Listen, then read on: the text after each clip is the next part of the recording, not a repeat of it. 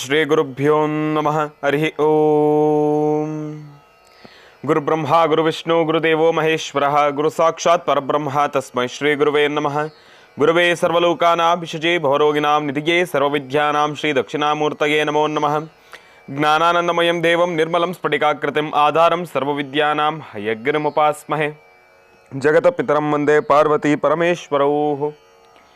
ಪ್ರತಿನಿತ್ಯದ ಕಾರ್ಯಕ್ರಮದಂತೆ ಮೊದಲನೇದಾಗಿ ನನ್ನ ಅಜ್ಜಿ ತಾತರವರನ್ನು ಸಂಪೂರ್ಣವಾಗಿ ಶ್ರದ್ಧಾಭಕ್ತಿಯಿಂದ ಪ್ರಾರ್ಥನೆಯನ್ನು ಮಾಡ್ತಾ, ನನ್ನ ಗುರುಸ್ಥಾನದಲ್ಲಿರ್ತಕ್ಕಂಥ ನನ್ನ ತಂದೆಯವರಾಗಿರ್ತಕ್ಕಂಥ ಆನಂದ್ ಗುರುಜಿಯವರ ಪಾದರವಿಂದ್ರಗಳಿಗೆ ನಮನವನ್ನು ಮಾಡ್ತಾ, ಮತ್ತು ನನ್ನ ಮಾತೃಶ್ರೀವರನ್ನು ಕೂಡ ಸಂಪೂರ್ಣವಾಗಿ ಶ್ರದ್ಧಾಭಕ್ತಿಯಿಂದ ಪ್ರಾರ್ಥನೆಯನ್ನು ಮಾಡ್ತಾ, ಬಹಳ ವಿಶೇಷವಾಗಿ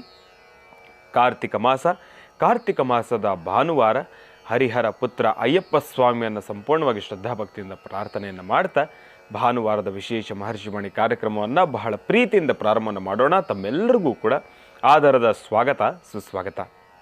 ಸ್ಪೆಷಲ್ ಪಾರ್ಟ್ನರ್ಸ್ ಸೈಕಲ್ ಪ್ಯೂರ್ ಅಗರಬತ್ತಿ.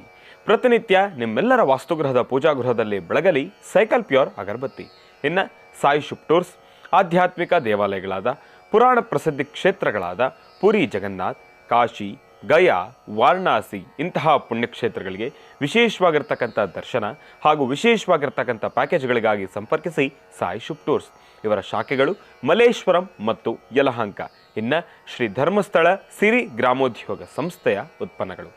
ಬಹಳ ವಿಶೇಷವಾಗಿ ಇವತ್ತಿನ ದಿವಸ ಕಾರ್ತಿಕ ಮಾಸದ ಭಾನುವಾರದ ವಿಶೇಷ ಮಹರ್ಷಿವಾಣಿ ಕಾರ್ಯಕ್ರಮ ಅಂದ್ರೇ ಒಂದು ರೀತಿ ಅತ್ಯದ್ಭುತ. ಅದರಲ್ಲೂ ಇವತ್ತಿನ ದಿವಸ ಭಾನುವಾರ ತಮ್ಮೆಲ್ಲರಿಗೂ ಕೂಡ ಕಾರ್ತಿಕ ಮಾಸದ ಕುರಿತಾಗಿ ಒಂದಿಷ್ಟು ವಿಚಾರಗಳನ್ನು ತಮ್ಮೆಲ್ಲರ ಜೊತೆ ಹಂಚ್ಕೊಳ್ಬೇಕು ಅಂತ ನಾನಂತೂ ಕಾತುರದಿಂದ ಕಾಯ್ತಾ ಇದ್ದೇನೆ. ಅದರ ಜೊತೆಗೆ ಹಿಂದಿನ ದಿನಮಾನಗಳಲ್ಲಿ ಹಿಂದಿನ ಕಾರ್ಯಕ್ರಮಗಳಲ್ಲಿ ತಿಳಿಸುವ ಹಾಗೆ, ಮಹರ್ಷಿವಾಣಿ ನೇರ ಪ್ರಸಾರದ ಕಾರ್ಯಕ್ರಮಗಳೆಲ್ಲವನ್ನೂ ಕೂಡ ನಾನು ತಿಳಿಸುವ ಹಾಗೆ, ಈ ಬಾರಿಯ ಕಾರ್ಯಕ್ರಮ ಈ ಒಂದು ಕಾರ್ತಿಕ ಮಾಸದ ಭಾನುವಾರದಂದು ತಮ್ಮೆಲ್ಲರಿಗೂ ಕೂಡ ಒಳಿತಾಗುವ ರೀತಿ ಕಾರ್ತಿಕ ಮಾಸ ಅಂತರನೇ ದೀಪಗಳ ಹಬ್ಬ. ಆ ದೀಪಗಳ ಹಬ್ಬ ಅಂತಂದಮೇಲೆ ದೀಪಗಳನ್ನು ಹಚ್ಚತಕ್ಕಂಥದ್ದೇ ಒಂದು ವಿಶಿಷ್ಟತೆ, ಒಂದು ವೈಶಿಷ್ಟ್ಯತೆ. ಆ ರೀತಿ ತಿಳಿಸೋದಾದಾಗ ತಮ್ಮೆಲ್ಲರಿಗೂ ಕೂಡ ದೀಪವನ್ನು ಹಚ್ಚತಕ್ಕಂಥ ಒಂದು ಕ್ರಮ, ಆ ಒಂದು ಕ್ರಮ ನೋಡಿ, ದೀಪವನ್ನು ಹಚ್ಚಲಿಕ್ಕೆ ಸಾಕಷ್ಟು ರೀತಿ ಕ್ರಮಗಳಿದ್ದಾವೆ, ಪೂಜಾನುಷ್ಠಾನಗಳಿದ್ದಾವೆ, ವಿವಿಧ ರೀತಿಗಳಲ್ಲಿರ್ತಕ್ಕಂಥ ಒಂದು ಆಚರಣೆಗಳಿದ್ದಾವೆ.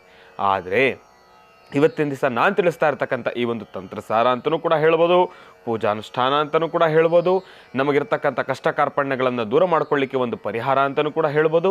ಕಾರ್ತಿಕ ಮಾಸದಲ್ಲಿ ಹಚ್ಚತಕ್ಕಂಥ ದೀಪಗಳ ಒಂದಿಷ್ಟು ವೈಶಿಷ್ಟ್ಯತೆ, ಒಂದು ವಿಶೇಷ ಅಂತಲೂ ಕೂಡ ಹೇಳ್ಬೋದು, ವಿಚಾರ ಅಂತಲೂ ಕೂಡ ಹೇಳ್ಬೋದು. ಹಾಗಾಗಿ ತಮ್ಮೆಲ್ಲರಿಗೂ ಕೂಡ ಒಳಿತಾಗಬೇಕು ಅಂತ ಹೇಳಿ ಇವತ್ತಿನ ದಿವಸ ತಮ್ಮೆಲ್ಲರಿಗೂ ಕೂಡ ಒಂದು ವಿಶೇಷವಾಗಿರ್ತಕ್ಕಂಥ ದೀಪಗಳನ್ನು ಹಚ್ಚತಕ್ಕಂಥ ದೀಪ ನಮಸ್ಕಾರದ ಪೂಜಾನುಷ್ಠಾನದ ಒಂದಿಷ್ಟು ವಿಚಾರಗಳನ್ನು ತಮ್ಮ ಜೊತೆ ಹಂಚಿಕೊಳ್ತಾ ಇದ್ದೀನಿ. ಅದರ ಜೊತೆಗೆ ನಾನೂ ಕೂಡ ದೀಪವನ್ನು ಹಚ್ಚೋದ್ರ ಮುಖಾಂತರ ಪ್ರಾರ್ಥನೆಯನ್ನು ಮಾಡ್ಕೊಳ್ಳೋದು ಹೇಗೆ ಎಂಬತಕ್ಕಂಥದ್ದು ಕುರಿತಾಗಿಯೂ ಕೂಡ ತಮಗೆ ಒಂದು ಮಾಹಿತಿಯನ್ನು ತಿಳಿಸ್ತಾ ಇದ್ದೆ. ಆದರೆ ಅದನ್ನು ತಿಳಿಸೋದಕ್ಕಿಂತ ಮುಂಚೆ ಮೊದಲನೇದಾಗಿ ಈ ಒಂದು ಕಾರ್ತಿಕ ಮಾಸ ಅಂದರೆ ಏನು? ಕಾರ್ತಿಕ ಮಾಸ ಅಂದರೆ ಸಾಧಾರಣವಾಗಿ ಎಲ್ಲರೂ ಕೂಡ ನಮ್ಮ ಮನಸ್ಸಿನಲ್ಲಿರ್ತಕ್ಕಂಥದ್ದು, ಕಾರ್ತಿಕ ಮಾಸ ಅಂತ ಬಂದಿದ ತಕ್ಷಣ ನಮ್ಮ ಮನಸ್ಸಿಗೆ ಬರೋದು ಶಿವ ಪರಮೇಶ್ವರನ ಪ್ರಾರ್ಥನೆ. ಅದು ಒಂದಿಷ್ಟು ಜನ ಹೇಳ್ತಾರೆ.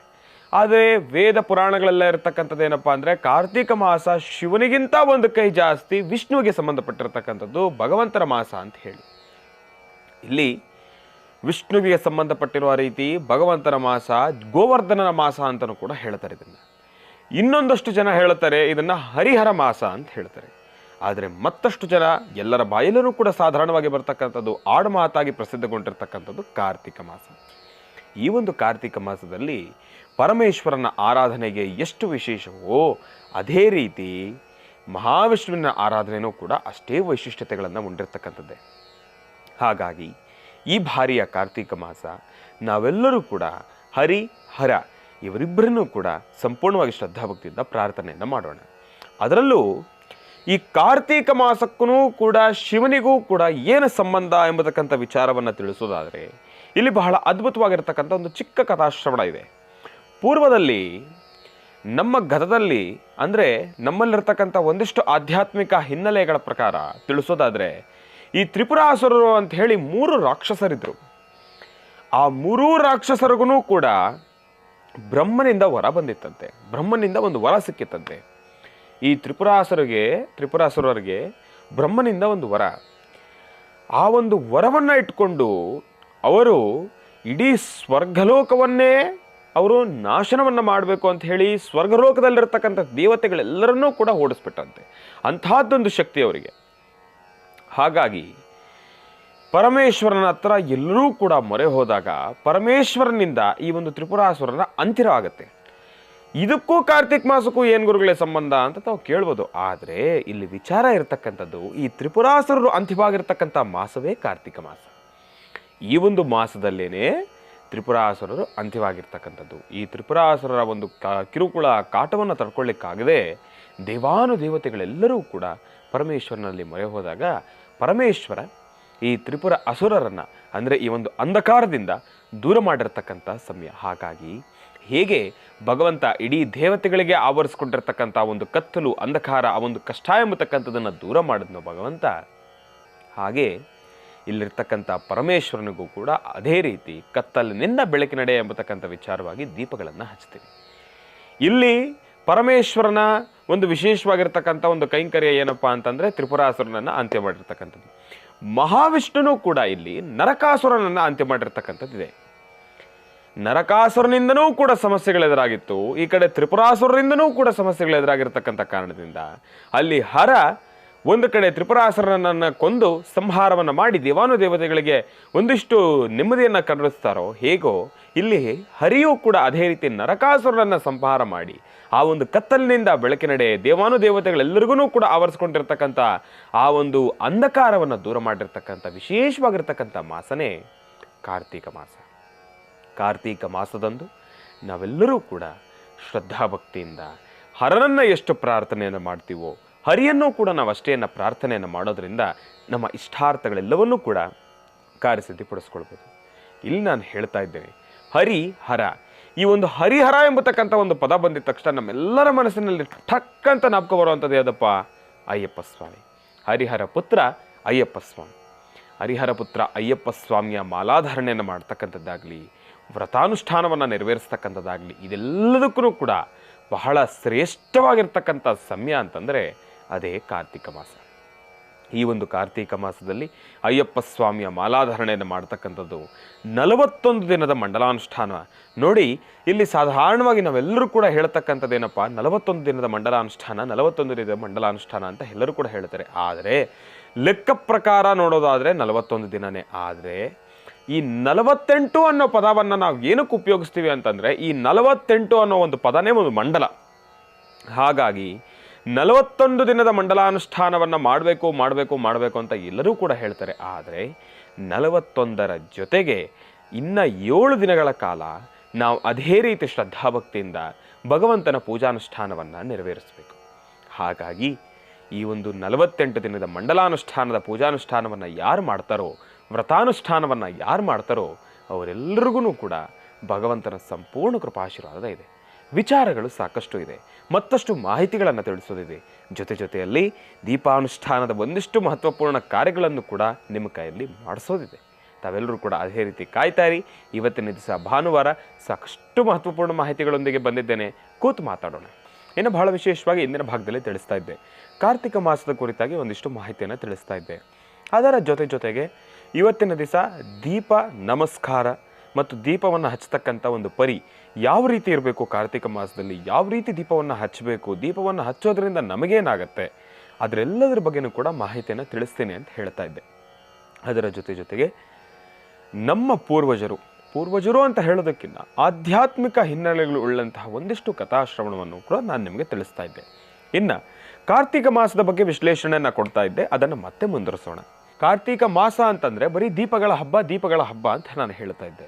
ಆದರೆ ಕಾರ್ತಿಕ ಮಾಸದಲ್ಲಿ ಏನಕ್ಕೆ ದೀಪವನ್ನು ಹಚ್ತಾರೆ ಎಂಬತಕ್ಕಂಥ ಕುರಿತಾಗಿಯೂ ಕೂಡ ಒಂದಿಷ್ಟು ಮಾಹಿತಿಗಳನ್ನು ನಾವು ತಿಳ್ಕೊಳ್ಬೇಕಾಗಿದೆ.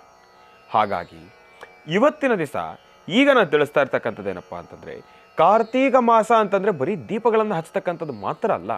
ಕಾರ್ತಿಕ ಮಾಸದಲ್ಲಿ ನಾವು ಆಚರಣೆ ಮಾಡಬೇಕಾಗಿರ್ತಕ್ಕಂಥ ಒಂದಿಷ್ಟು ಅನುಷ್ಠಾನಗಳಾಗಲಿ, ಒಂದಿಷ್ಟು ಆಚರಣೆಗಳಾಗಲಿ, ಒಂದಿಷ್ಟು ವಿವಿಧ ರೀತಿಯಲ್ಲಿರ್ತಕ್ಕಂಥ ಪೂಜಾನುಷ್ಠಾನಗಳಾಗಲಿ, ಇದೆಲ್ಲವನ್ನು ಕೂಡ ನಾವು ಆಚರಣೆಯನ್ನು ಕೂಡ ಮಾಡಬೇಕು, ಶ್ರದ್ಧಾಭಕ್ತಿಯಿಂದ ನೆರವೇರಿಸಬೇಕು. ಏನಪ್ಪ ಅಂತಂದರೆ, ಈ ಒಂದು ಕಾರ್ತಿಕ ಮಾಸದಲ್ಲಿ ಮಾಡತಕ್ಕಂಥ ದಾನ ಧರ್ಮ ಆಗಲಿ, ಕಾರ್ತಿಕ ಮಾಸದಲ್ಲಿ ಮಾಡತಕ್ಕಂಥ ಕಾರ್ತಿಕ ಸ್ನಾನ ಆಗಲಿ, ಇದೆಲ್ಲವನ್ನೂ ಕೂಡ ಅಷ್ಟೇ ವೈಶಿಷ್ಟ್ಯತೆಗಳನ್ನು ಉಳ್ಳಂತಹದ್ದು ಮತ್ತು ಅಷ್ಟೇ ಶಕ್ತಿಯುತವಾಗಿರ್ತಕ್ಕಂಥದ್ದು. ಕಾರ್ತಿಕ ಮಾಸದಲ್ಲಿ ನಮ್ಗೆ ಗೊತ್ತಿರೋ ಪ್ರಕಾರ ಏನು ಮಾಡ್ತೀವಿ, ಸಾಧಾರಣವಾಗಿ ಶಿವನ ಸಾನ್ನಿಧ್ಯಕ್ಕೆ ಹೋಗ್ತೀವಿ, ದೀಪವನ್ನು ಹಚ್ತೀವಿ. ಈಗ ನಾನು ತಿಳಿಸಿರುವ ಹಾಗೆ ಸಾಧಾರಣವಾಗಿ ತಮ್ಮೆಲ್ಲರಿಗೂ ಕೂಡ ಗೊತ್ತಿರುವ ಹಾಗೆ ಶಿವನ ಸಾನ್ನಿಧ್ಯಕ್ಕೆ ಹೋದ್ವಿ, ದೀಪವನ್ನು ಹಚ್ಚಿದ್ವಿ, ವಿಷ್ಣುವಿನ ಸಾನ್ನಿಧ್ಯಕ್ಕೆ ಹೋದ್ವಿ, ತುಳಸಿಯನ್ನು ಇಟ್ವಿ, ಪ್ರಾರ್ಥನೆಯನ್ನು ಮಾಡ್ಕೊಂಡು ಬಂದ್ವಿ. ಆದಷ್ಟು ಮಾತ್ರ ಅಲ್ಲ ಕಾರ್ತಿಕ ಮಾಸ. ಕಾರ್ತಿಕ ಮಾಸದಲ್ಲಿ ಮಾಡ್ತಕ್ಕಂಥ ಕಾರ್ತಿಕ ಸ್ನಾನವೂ ಕೂಡ ಅಷ್ಟೇ ಶಕ್ತಿ. ಕಾರ್ತಿಕ ಸ್ನಾನವನ್ನು ಮಾಡ್ತಕ್ಕಂಥದ್ದು ಅಂದರೆ ಏನು? ಸಾಧಾರಣವಾಗಿ ನೀವು ಮನೆಯಲ್ಲಿ ಬಿಸಿನೀರು ಕಾಯಿಸ್ಕೊಂಡು ನಿಂಪಾಡಂಗೆ ನೀವು ಗೀಸರಲ್ಲಿ ಬೆಚ್ಚಗೆ ಬೆಳಗ್ಗೆ ಸ್ನಾನ ಮಾಡ್ಕೊಂಡು ಬರೋದಲ್ಲ. ಸೂರ್ಯ ಉದಯ ಆದಮೇಲೆ ನಿಂಪಾಡಂಗೆ ನೀವು ಆರಾಮಾಗಿ ಎದ್ದುಬಿಟ್ಟು ಪ್ರಾರ್ಥನೆಯನ್ನು ಮಾಡಿಕೊಂಡು ಆಗ ಭಗವಂತನ ನಮಸ್ಕಾರ ಮಾಡಿಕೊಂಡು ಬಾತ್ರೂಮ್ಗೆ ಹೋಗಿ ಸ್ನಾನ ಮಾಡ್ಕೊಂಡು ಬರ್ತಕ್ಕಂಥದ್ದಲ್ಲ ಕಾರ್ತಿಕ ಸ್ನಾನ. ಕಾರ್ತಿಕ ಮಾಸದಲ್ಲಿ ಮಾಡ್ತಕ್ಕಂಥ ಆಚರಣೆ ಅದಲ್ಲ. ನಾವು ಮಾಡಬೇಕಾಗಿರ್ತಕ್ಕಂಥ ಆಚರಣೆ ಏನಪ್ಪ? ಕಾರ್ತಿಕ ಸ್ನಾನ ಅಂತಂದರೆ ಏನು? ಕಾರ್ತಿಕ ಮಾಸದಲ್ಲಿ ನಾವು ಯಾವ ರೀತಿ ನಾವು ಆಚರಣೆ ಮಾಡಬೇಕು ಅಂತಂದರೆ, ಸೂರ್ಯ ಉದಯ ಆಗೋದಕ್ಕಿಂತ ಮುಂಚೆನೇ ಎದ್ದು ಸ್ನಾನವನ್ನು ಮಾಡಿ, ತಲೆಗೆ ಸ್ನಾನವನ್ನು ಮಾಡಿ, ಸೋಮವಾರದಂದು ಭಗವಂತನ ಸಾನ್ನಿಧ್ಯಕ್ಕೆ ಹೋಗಿ, ಶಿವನ ಸಾನ್ನಿಧ್ಯಕ್ಕೆ ಹೋಗಿ. ಯಾಕೆಂದರೆ ಶಿವನಿಗೆ ಸೋಮವಾರಗಳು ಅಂದರೆ ಬಹಳ ಇಷ್ಟ. ಹಾಗಾಗಿ ಸೋಮವಾರ ಭಗವಂತನ ಸಾನ್ನಿಧ್ಯಕ್ಕೆ ಹೋಗಿ ದೀಪವನ್ನು ಹಚ್ಚತಕ್ಕಂಥದ್ದು, ಮತ್ತು ಒಂದಿಷ್ಟು ದಾನ ಧರ್ಮಾದಿಗಳನ್ನು ಮಾಡ್ತಕ್ಕಂಥದ್ದು. ಅದು ಒಂದು ರೀತಿ. ಆದರೆ ದಾನ ಧರ್ಮಾದಿಗಳು ಅಂದರೆ ನೋಡಿ, ಭಗವಂತನಿಗೆ ತಾವು ಲಕ್ಷಾಂತರ ರೂಪಾಯಿ ಖರ್ಚು ಮಾಡತಕ್ಕಂಥದ್ದು, ಇಲ್ಲಾಂದರೆ ಕೋಟ್ಯಾಂತರ ರೂಪಾಯಿ ದಾನ ಧರ್ಮಾದಿಗಳನ್ನು ಮಾಡ್ತಕ್ಕಂಥದ್ದು, ಇಲ್ಲಾಂದರೆ ಇನ್ನೇನೋ ದುಬಾರಿ ಬೆಲೆಯಲ್ಲಿ ದುಬಾರಿ ಮೊತ್ತದಲ್ಲಿ ತಾವು ಅದನ್ನು ಆ ಒಂದು ಖರ್ಚನ್ನು ಮಾಡಿ ತಾವು ಇನ್ನೊಬ್ಬರು ಯಾರನ್ನೋ ಉದ್ಧಾರ ಮಾಡಿರಿ, ಅದೆಲ್ಲ ದಾನ ಧರ್ಮ ಅಂತಂದರೆ. ಅದು ನಿಮ್ಮ ಶಕ್ತಿ ಅನುಸಾರ ತಾವು ಮಾಡಿರಿ. ನಾನು ಬೇಡ ಅಂತ ಹೇಳೋದಿಲ್ಲ. ಏನು ಗುರುಗಳೇ ದೇವ್ರ ವಿಚಾರವಾಗಿ ಅಂತ ಹೇಳಿದಿರಾ, ನಾವು ಅಷ್ಟೆಲ್ಲ ಮಾಡೋದೇನು ತಪ್ಪಲ್ಲ.